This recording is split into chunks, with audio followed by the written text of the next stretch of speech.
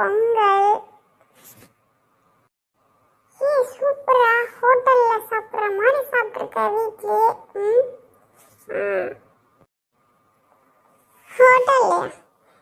ஹோட்டல்லையும் சாப்பிடல, வீட்லயும் சாப்பிடல. சும்மா இப்படியெல்லாம் சொன்னா மனசு சந்தோஷமா இருக்கும் பாரு, அதுக்காக.